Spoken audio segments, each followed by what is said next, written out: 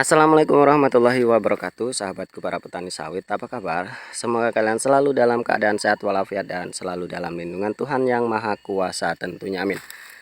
Teman-teman, pada video kali ini saya akan sharing mengenai sebuah falsafah kehidupan yang berbunyi bahwa tempat ternyaman itu adalah kesuksesan. Dan teman-teman, mungkin kalian yang baru saja ingin berkebun kelapa sawit atau yang sedang menggarap lahannya, ya semoga saja apa yang saya sampaikan di sini mampu mendobrak semangat kalian sehingga kalian itu lebih bersemangat lagi dalam menggapai cita-cita dalam meniti karir di dunia pertanian kelapa sawit. Karena seperti ini teman-teman, impian kita itu sama, yaitu memiliki kebun sawit yang memiliki produktivitas yang cukup tinggi sehingga bisa mampu mensejahterakan keluarga kita.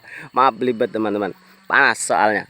Jadi tujuan kita itu sama. Bagaimana caranya kebun yang kita miliki itu memang menghasilkan buah yang cukup banyak dan tentu tonase yang lumayan cukup banyak sehingga bisa menghasilkan uang yang cukup banyak juga.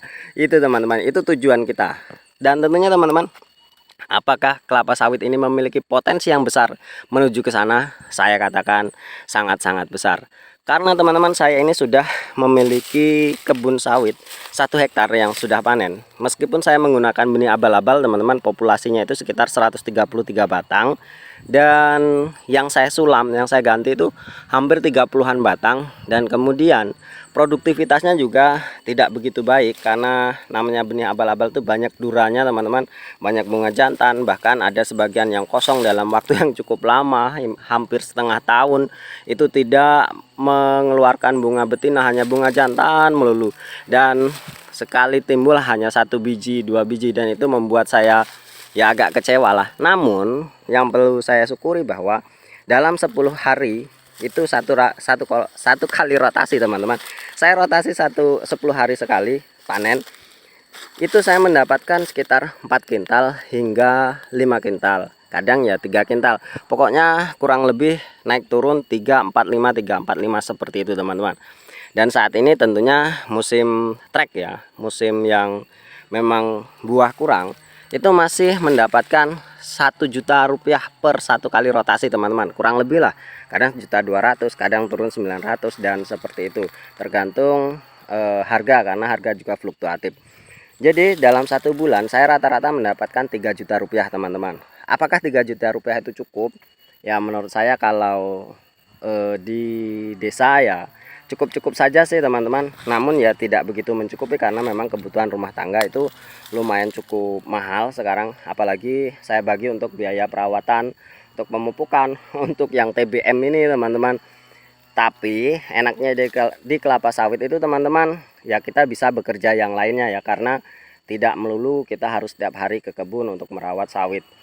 Ya seperti itulah kira-kira. Saya tidak mau untuk yang pertanian lainnya, tentu ada kelebihan dan kekurangannya masing-masing. Jadi itu sebagai contoh teman-teman, saya punya 1 hektar pun sudah bisa menghasilkan seperti itu. Apalagi kalau yang 133 batang itu produktif semua, tentu saya bisa mendapatkan lebih dari itu teman-teman. Sudah produktif semua, benihnya benih unggul semua, dan tidak ada yang sulam-sulam, main sulam lagi seperti itu, tidak ada. Tentu saya akan mendapatkan yang lebih dari itu. Nah itu adalah prospek teman-teman, prospek saya memprospek pikiran kalian lah seperti itu, supaya memang kalian lebih semangat lagi dalam bertani kelapa sawit. Nah yang jadi titik fokusnya adalah, mungkin kalau saya menggunakan benih yang lebih baik, saya akan mendapatkan hal yang seperti itu, yang lebih baik dari itu. Namun sudahlah, yang berlalu memang sudah berlalu, dan saya perbaiki di kebun-kebun saya selanjutnya. Saya sudah ceritakan bagaimana saya mendapatkan tanah kemarin dalam video yang sudah lalu, dan tentunya banyak sekali tanggapan-tanggapan dari teman-teman. Nah seperti ini teman, pernah kalian mendengar cerita bahwa Cristiano Ronaldo Cristiano Ronaldo itu adalah orang yang memiliki etos kerja yang cukup tinggi. Dia latihan lebih dulu, latihan datang lebih dulu dan pulang lebih terakhir. Sama seperti yang diceritakan seorang artis bernama Prilly Latukonsina, itu juga sama, memiliki etos kerja yang cukup tinggi sehingga mereka sukses. Namun ada yang mengatakan, ya seorang artis juga mengatakan bahwa ternyata sukses itu tidak nyaman.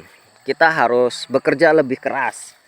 kita harus bekerja lebih memiliki etos kerja yang lebih tinggi dari orang-orang lain. Tidak bisa bersantai, tidak bisa tidak bisa malas-malasan. Dan ternyata mereka yang memiliki orang yang sukses itu tidak memiliki banyak waktu, tidak memiliki banyak ruang.